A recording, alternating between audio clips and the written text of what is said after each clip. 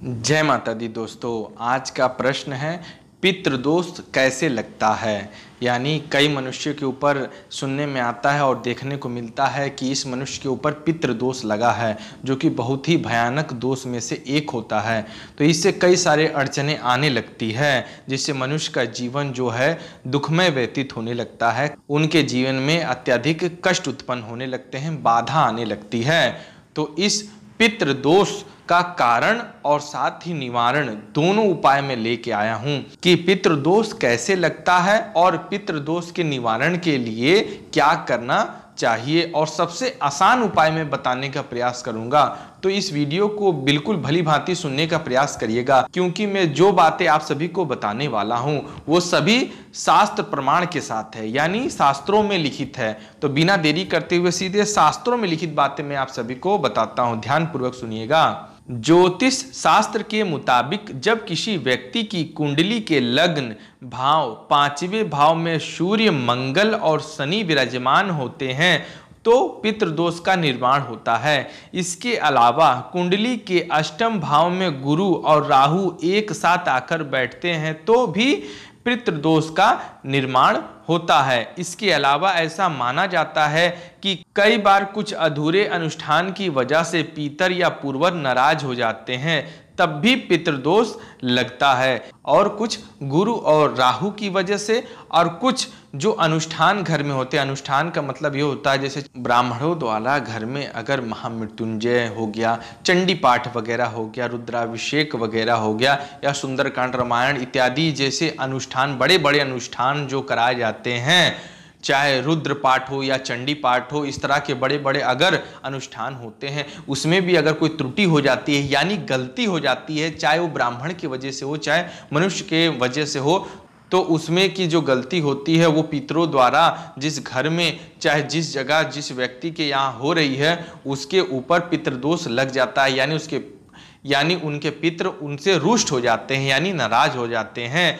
यानी पितृदोष का मतलब ये होता है कि पितृ यानी जो हमारे पूर्वज होते हैं वो हमसे रुष्ट हो जाते हैं, और जब पूर्वज हमसे रुष्ट हो जाते हैं यानी पितृ हमसे रुष्ट हो जाते हैं तो हमारे कार्यों में बाधा उत्पन्न करने लगते हैं, साथ ही हमारे मार्ग में अड़चन बनकर खड़े हो जाते हैं। तो इसका निवारण करना तो बहुत ही आवश्यक होता है, क्योंकि कहा जाता है देवी देवता साथ रह के कोई फायदा नहीं जब पितृ आपके पीछे पड़े हो। यानी अगर आपके पितृ आपसे खुश नहीं है तो देवी देवताओं को खुश करके आपको कुछ भी प्राप्त होने वाला नहीं है। इसलिए पितृ को हमेशा प्रसन्न करके रखा जाता है। तो इस पितृ दोष के निवारण के लिए मैं जो उपाय आपको बताने वाला हूं वो उपाय शास्त्र प्रमाण के साथ हैं। ये नहीं कि कहीं से सुन के आपको बताई गई बात बिल्कुल नहीं है, शास्त्र प्रमाण जो मिला है मुझे मैं वही बताने जा रहा हूं, तो भली भांति सुनने का प्रयास करिएगा। इसमें लिखित है, पितृदोष से छुटकारा पाने के लिए करें इन पेड़ों की पूजा। पहले नंबर पे है पीपल का पेड़। ऐसी मान्यता है कि पितृपक्ष के दौरान पीपल के पेड़ की पूजा करने से पितृदोष से मुक्ति मिलती है। इसके लिए दोपहर में जल में दूध मिलाकर पीपल के पेड़ को अर्पित करना चाहिए। यानी पीपल के पेड़ आपके अगर करीबी क्षेत्र में जो भी पीपल का वृक्ष हो तो आप दोपहर के समय जल में दूध मिलाकर पीपल के वृक्ष के मूल में यानी जड़ में जो है आप अर्पित करने से आप पितृदोष की बाधा दूर हो जाएगी। और नंबर 2 पेड़ की ओर बढ़ते हैं, जिसके यहाँ पीपल का वृक्ष ना हो तो आगे बढ़ते हैं। इसमें लिखित है बरगद का पेड़, यानी दूसरे नंबर पे है बरगद का पेड़। कहा जाता है कि बरगद के पेड़ की पूजा करने से पितरों को शांति मिलती है। ऐसे में अगर पितृपक्ष के दिनों में बरगद के पेड़ की पूजा करते हैं तो जल में काले तिल मिलाकर चढ़ाते हैं, आपको पितृदोष से मुक्ति मिल सकती है। यानी जो हमारे पितर होते हैं उनके लिए बरगद का पेड़ भी सर्वोत्तम पेड़ माना गया है। लेकिन इसमें कंडीशन यह है, जल में काला तिल मिलाकर आपको बरगद के मूल में यानी जड़ में अर्पित करना है। इससे आपको पितृदोष में बहुत ही शांति मिलेगी। और तीसरे नंबर के पेड़ की ओर चलते हैं। इसमें लिखित है कि बेल का पौधा। पितृदोष से छुटकारा पाने के लिए बेलपत्र का पौधा भी आपके बेहद काम आ सकता है। दरअसल ये भगवान शिव को बहुत प्रिय है और इसके पत्तों में भगवान विष्णु और मां लक्ष्मी का वास होता है। ऐसे में अगर पितृपक्ष के दौरान इसकी पूजा करते हैं तो पितर प्रसन्न होते हैं। इसके लिए सुबह जल में गंगा जल की कुछ बूंदें मिलाकर बेल के पौधे पर चढ़ाएं। यानी भगवान शिव का सबसे प्रिय पेड़ वो है बिल्व पेड़, यानी बिल्व के पत्ते जितने भगवान को प्रिय है उतने कोई भी पत्र भगवान को प्रिय नहीं है।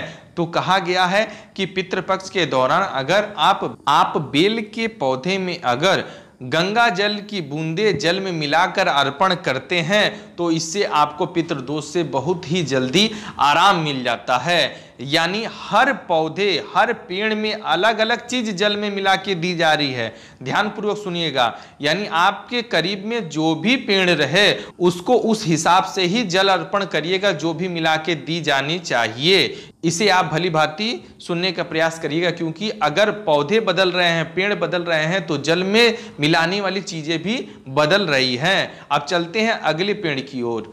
इसमें लिखित है अशोक का पेड़। मान्यता के मुताबिक अशोक के पेड़ में भगवान विष्णु का वास होता है। ऐसे में अगर पितृपक्ष के दौरान अशोक के पेड़ की पूजा करते हैं तो आपको पितृदोष से मुक्ति मिलती है और जीवन में सुख शांति आने लगती है।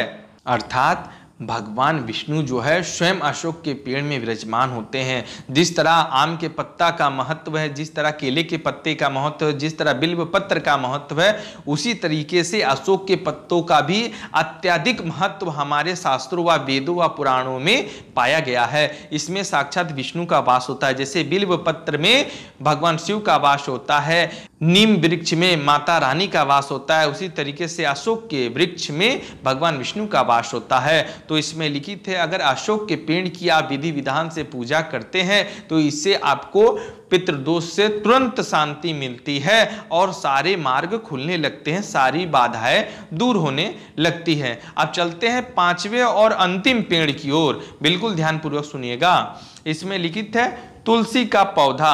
हिंदू धर्म में पूजनीय मानी जाने वाली तुलसी की पूजा पितृपक्ष में भी करना बेहद ही महत्वपूर्ण माना जाता है, क्योंकि इसमें भगवान विष्णु का वास होता है। ऐसे में पितृपक्ष में इसे घर में लगाने और पूजा करने से पितर खुश होते हैं और आशीर्वाद भी देते हैं। कितनी बड़ी बात तुलसी के पौधे की बताई गई है। यानी तुलसी के पौधे में मैया तुलसी तो रहती ही रहती है, साथ ही भगवान विष्णु का भी वास होता है। तो इसे अगर आप अपने घर में विधि विधान से पूजा करते हैं, अगर तुलसी मैया को आप जल अर्पण करते हैं, उनकी आरती आराधना करते हैं, तो आपको जल्द ही पितृदोष से शांति मिलती है, मुक्ति मिलती है और आपके पितर खुश होकर आपको ढेर सारा आशीर्वाद भी प्रदान करते हैं। क्योंकि मैया तुलसी तो आजकल हिंदू धर्म के सभी घरों में पाई जाती है। अगर आपके घर में तुलसी का पौधा ना हो तो ऐसा काम आप बिल्कुल ना करें। आप सर्वप्रथम मार्केट से जाके 10 या 15 रुपए में छोटा सा तुलसी माता का पौधा अवश्य मिलता है, उसे आप किसी भी माध्यम से लेके आइए और घर में किसी गमले में, चाहे किसी जमीन में या साफ सुथरी जगह पे उसे लगा दें और विधिवत सुबह आप उनको जल अर्पण करके पूजा अर्चना अवश्य करें। क्योंकि मैया तुलसी जिस घर में विराजमान होती है उस घर में कभी भी धन की कमी नहीं होती। मैया रानी जहां भी रहती है वहां के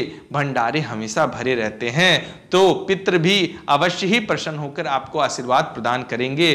तो मैंने शास्त्र प्रमाण में जो 5 पेड़ बताए गए हैं उसकी जानकारी मैं आप सभी को बता दिया हूं। तो आपके करीब में जो भी पेड़ हो, जो भी पौधा हो, उसकी आप विधिवत पूजा करें। जो मैं अलग अलग तरीके से बताया उस प्रकार करें। ये मेरी कही कहाई बात बिल्कुल नहीं है, ये सारी बात शास्त्रों में लिखित है। तो इसमें घबराने वाली बात नहीं है कि इस विधि को मैं करूंगा तो कहीं उल्टा प्रभाव ना पड़ जाए, तो कदापि ऐसा नहीं होने वाला है। और सबसे जरूरी बात मुझे सुनने में आती है कि कई भाई बंधु महिलाओं का प्रश्न रहता है कि पितृपक्ष में भगवान की पूजा करनी चाहिए अथवा नहीं।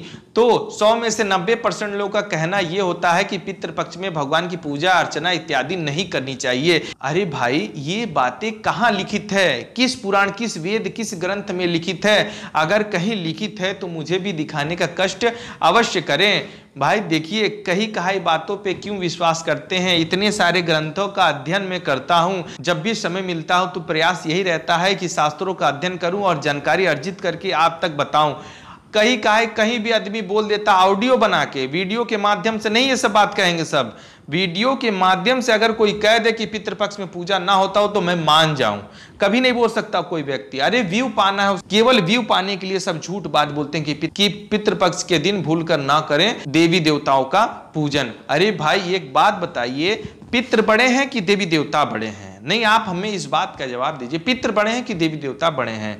संसार को चलाने वाले उस परम पिता माता जगत जननी और समस्त देवी देवता से बढ़कर पितृ हैं? कभी नहीं हो सकते। पितृ कौन है? पितृ हमारे मरे हुए पूर्वज हैं। उनका स्थान क्या भगवान से उच्च है? कभी नहीं हो सकता है। कभी भी पितृपक्ष हो चाहे अन्य कोई भी दिवस हो, कभी भी भगवान की पूजा अर्चना बंद नहीं करनी चाहिए। भगवान सबसे सर्वश्रेष्ठ होते हैं। पितृपक्ष के दौरान भगवान भले ही धरती पे नहीं रहते हैं, अपने अपने धाम रहते हैं, लेकिन भली भांति इस पृथ्वी का भ्रमण करते हैं और भक्तों की देखरेख उसी प्रकार करते हैं।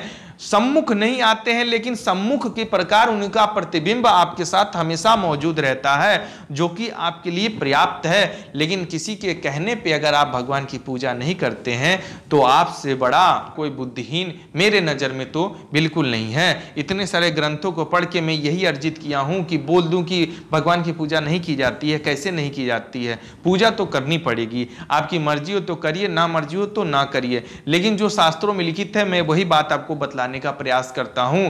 शास्त्र जो बातें कहते हैं उसे आप झुठला सकते हैं। किसी पंडित के बहकावे में, किसी ढोंगी के बहकावे में आप पूजा ना करें, इतना बड़ा अनर्थ आता आप कभी ना करें। भगवान की पूजा अर्चना बहुत ही प्रेम से करें। आपको बहुत शौक है तो शंखनाद ना करें, आरती ना करें, लेकिन पाठ और मंत्र जप तो कर सकते हैं, दीपक तो प्रज्वलित कर सकते हैं। तो ज्यादा बात ना आगे बढ़ाते हुए मैं इस वीडियो को यहीं समाप्त करता हूं। अगर जानकारी पसंद आई हो तो चैनल को सब्सक्राइब जरूर करिएगा। धन्यवाद। जय माता दी।